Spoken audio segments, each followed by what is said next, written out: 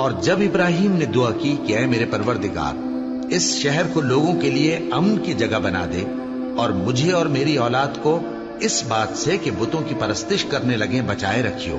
اے پروردگار، انہوں نے بہت سے لوگوں کو گمراہ کیا ہے، سو جس شخص نے میرا کہا مانا وہ میرا ہے، اور جس نے میری نافرمانی کی تو تو بخشنے والا ہے، مہربان ہے۔ اے پروردگار، میں نے اپنی اولاد ایک وادی میں جہاں کھیتی نہیں، تیرے عزت و ادب والے گھر کے پاس لا بسائی ہے۔ اے پروردگار، تاکہ یہ نماز پڑھیں، سو تو لوگوں کے دلوں کو ایسا کر دے کہ ان کی طرف جھکے رہیں، اور ان کو میووں سے روزی دیتے رہنا تاکہ تیرا شکر کریں۔ اے پروردگار، جو بات ہم چھپاتے اور جو ظاہر کرتے ہیں تو سب جانتا ہے، اور اللہ سے کوئی چیز مخفی نہیں، نہ زمین میں نہ آسمان میں۔ اللہ کا شکر ہے جس نے مجھ کو بڑی عمر میں اسماعیل اور اسحاق بخشے، بے شک میرا پروردگار دعا سننے والا ہے۔ اے پروردگار، مجھ کو ایسی توفیق عنایت کر کہ نماز پڑھتا رہوں، اور میری اولاد کو بھی یہ توفیق بخش۔ اے پروردگار، میری دعا قبول فرما۔ اے پروردگار، حساب کتاب کے دن میری اور میرے ماں باپ کی اور مومنوں کی مغفرت کیجو۔ اور مومنوں، یہ نہ سمجھنا کہ یہ ظالم جو کام کر رہے ہیں اللہ ان سے بے خبر ہے، وہ ان کو اس دن تک مہلت دے رہا ہے جبکہ دہشت کے سبب آنکھیں پھٹی کی پھٹی رہ جائیں گی، اور لوگ سر اٹھائے ہوئے میدان قیامت کی طرف دوڑ رہے ہوں گے، ان کی نگاہیں خود اپنی طرف لوٹ نہ سکیں گی، اور ان کے دل مارے خوف کے ہوا ہو رہے ہوں گے۔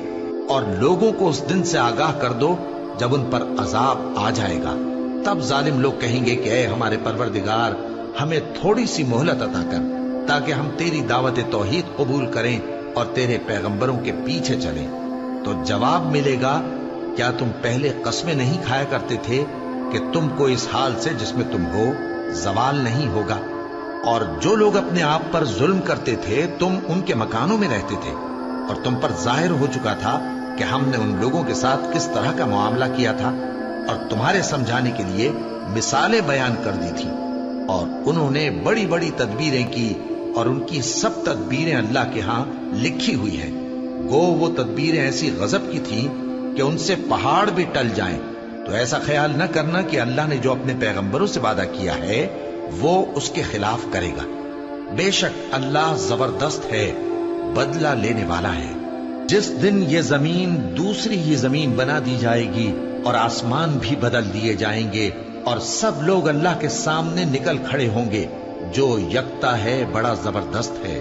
اور اس دن تم گناہگاروں کو دیکھو گے کہ زنجیروں میں جکڑے ہوئے ہیں، ان کے کرتے تارکول کے ہوں گے، اور ان کے چہروں کو آگ لپٹ رہی ہوگی، یہ اس لیے کہ اللہ ہر شخص کو اس کے اعمال کا بدلہ دے۔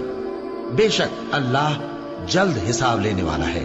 یہ قرآن لوگوں کے نام اللہ کا پیغام ہے تاکہ ان کو اس سے ڈرایا جائے، اور تاکہ وہ جان لیں کہ وہی اکیلا معبود ہے، اور تاکہ اہل عقل نصیحت حاصل کریں۔